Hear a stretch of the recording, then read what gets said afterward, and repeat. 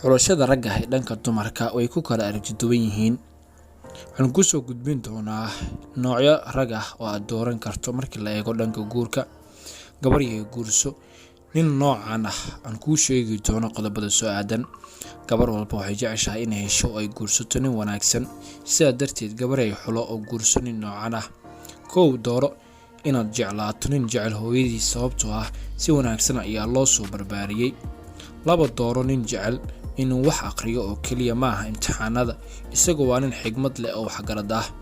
Dooro nin maad leh, weligaa ma caajisi doontid. Xulo nin si wanaagsan ula dhaqma dadka masaakiinta iyo kuwa kaleba, waa nin naxariis badan. Dooro nin wax dhageysta, isagu waa mid ku fahmaya adiga. Xulo nin doonaya inuu dhiso qoys, waqtigaaga laguma dhumiyo shukaansi micno daraa. Dooro nin ixtiraama aabihiis ixtiraam u muujiya, dhib ma lahan siduu yahay aabihii, laakiin waa waxgarad daba. Dooro nin kuu baahan adiga, waa mid ku heesan doono oo aan marnaba ku dayn doonin inta nooshahay. Marka 10aad xulo nin aqbala sixitaanka isla markaana bedela dhaqankiisa xun, wuxuu noqonayaa mid aad ku jecel. Dooro nin ku duceeya, wuxuu og yahay inaad tahay hadiyad ee basiiyay.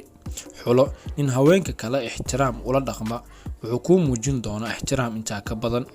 Dooro nin jecel caruurta dadka kale, waa aabe, wuxuuna aabo wanaagsan u noqon doonaa caruurtaada. Xulo nin leh aragti, wuxuu dhisayaa wuxuu og yahay iyo halku u socdo. Xulo nin leh saaxiibo wanaagsan, waxaad dabeecadiisa ku ogaan kartaa saaxiibada uu leeyahay. Dooro nin qiimeeya soo dhawaashaha aan galmada ahayn, wuxuu noqon doonaa mid aad kugu kalsoon. Dooro nin daneeya riyooyinkaaga, waa mid ka fekeraya mustaqbalkaaga. Xulo nin ku sax markaad qaldan tahay, kuguna dhiirigeliya inaad qof wanaagsan noqoto. Xulo nin dadaal badan oo hawlkar ah, nin noocaas ah maalin ayaad ku fakaraysaa, dadaalkiisana uu ka mari dhalin doonaa.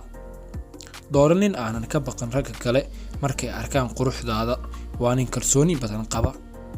Noocyadan ragga ah ayaad ka dooran kartaa haddii aad ku talo gasho inaad guur gasho. Xulashadu waa mid adiga ku gaar ah, laakiin calaamadahan waa kuwo aan ka eega markii la eego dhanka wanaagga ah. Qof walbana markii la eego wanaagiisa waad arki kartaa haddii adiga aad ku dadaasho, laakiin noocyadan waa kuwa adiga aad xulan karto.